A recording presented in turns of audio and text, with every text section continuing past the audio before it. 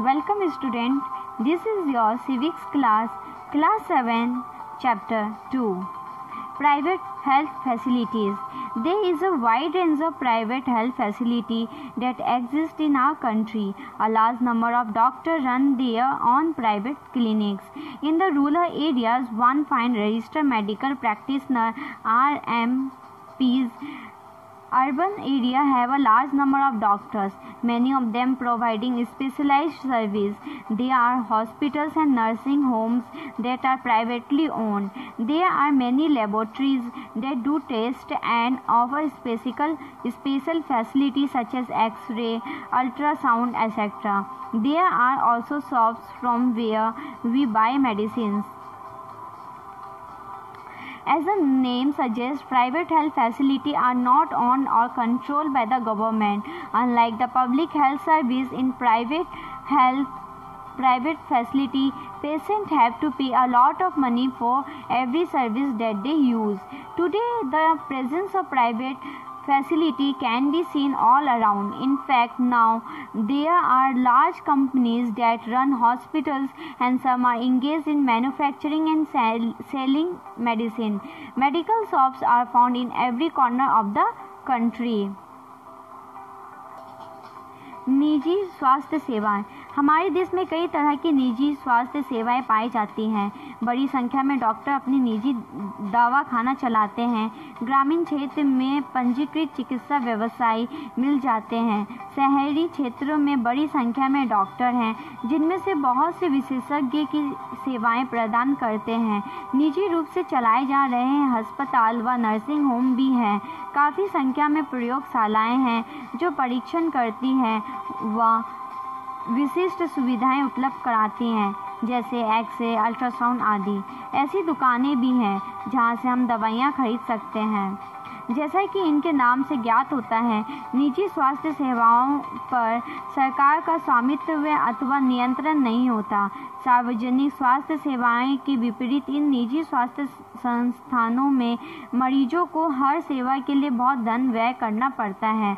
आज निजी स्वास्थ्य सेवाएं चारों ओर दिखाई देती हैं. अब तो बड़ी बड़ी कंपनियां अस्पताल भी चलाती हैं. कुछ कंपनियां दवाइयों को बनाने और बेचने में लगी हैं. शहरों के कोने कोने में दवाइयों की दुकानें देखी जा सकती हैं. Healthcare and equality. Is adequate healthcare available to all? In India, we face a situation where private services are increasing but public services are not. What is then available to people are mainly private services. These are concentrated in urban areas. The cost of these services is rather high. Medicines are expensive. Many people cannot afford them or have to borrow money when there is an illness in the family. Some private services encourage incorrect practices to earn more.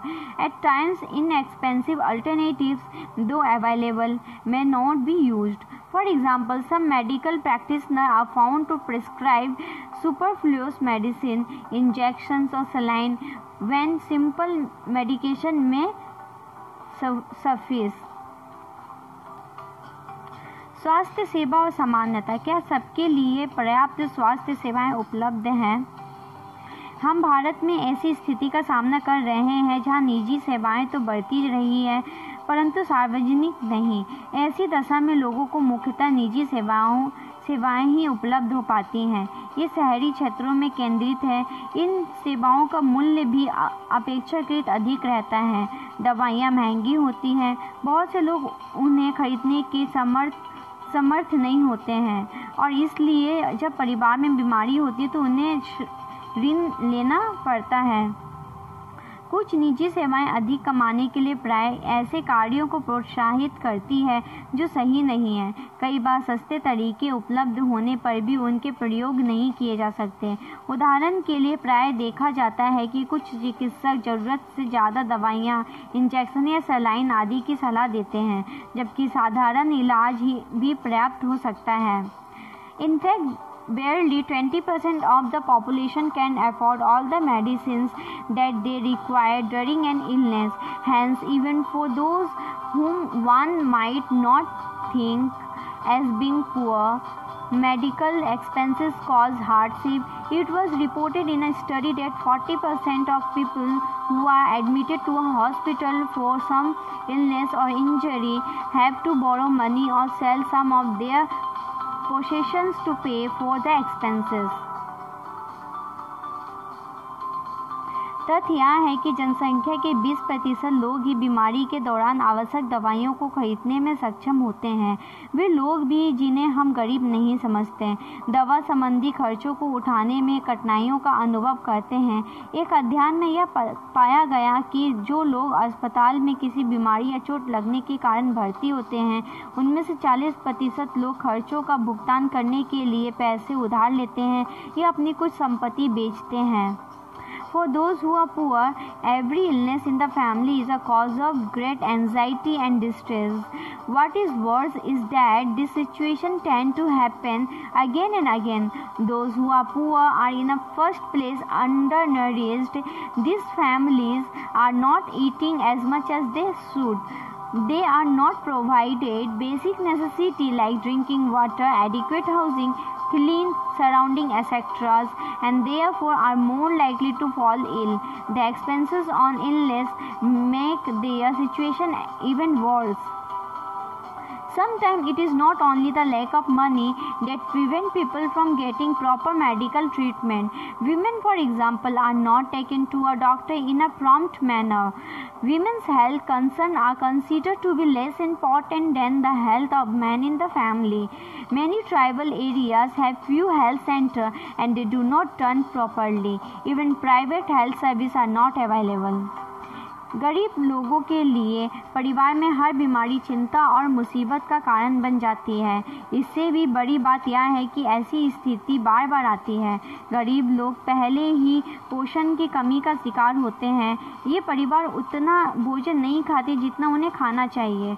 उन्हें जीवन का आधारभूत आवश्यकताएं जैसे पीने का पानी, घर के लिए पर्याप्त जगह, साफ वातावरण तक उपलब्ध नहीं हो पाता है और इसलिए उनके बीमार पड़ने की संभावना अधिक रहती है। बीमारी पर होने वाले खर्चों से उनकी हालत और ख़राब हो जाती है। कभी कभी केवल पैसे ही लोगों के बेहतर इलाज में बाधक नहीं होता। उदाहरण के लिए महिलाओं को तुरंत इलाज के लिए डॉक्टर के पास नहीं ले जाया जाता है। कई आदिवासी क्षेत्र में स्वास्थ्य केंद्र कम हैं और वे भी अच्छी तरह नहीं चलाए जाते हैं। वहाँ निजी स्वास्थ्य सेवाएं भी उपलब्ध नहीं हैं। What can be done? There is a little doubt that the health situation of most people in our country is not good. It is the responsibility of the government to provide quality healthcare service to all the citizens, especially the poor and the disadvantaged. However, health is as much dependent on the basic amenities and social condition for the people as it is on healthcare services. Hence, it is important to work on both in the order to improve the health situation of our people, and this can be done. Look at the following example.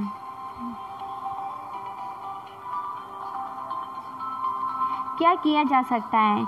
इनमें कोई संदेह नहीं है कि हमारे देश में लोगों के स्वास्थ्य की दशा अच्छी नहीं है।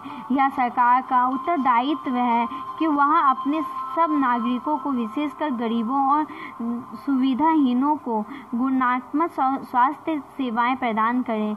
फिर भी लोगों का स्वास्थ्य जितना जीवन की आधारभूत सुविधाओं पर है और उनकी सामाजिक स्थिति पर निर्भर है, उतना ही स्वास्थ्य सेवाओं के ऊपर भी। इसलिए लोगों के स्वास्थ्य की दशा सुधारने के लिए दोनों पक्ष पर कार्य करना आवश्यक है। ऐसा करना संभव है। अगले पृष्ठ पर दिए गए उदाहरण देखिए। The Kerala experience. In 1996, the Kerala government made some major changes in the state. 40% of the entire state budget was given to Panchayat. They could plan and provide for the requirement. This made it possible for a village to make sure that proper planning was done for water, food, women's development and education. This meant that water supply scheme were checked. The working of schools and Anganwadis was ensured and specific problem of the village were taken up. Health centers were also improved. All of this helped to improve the situation.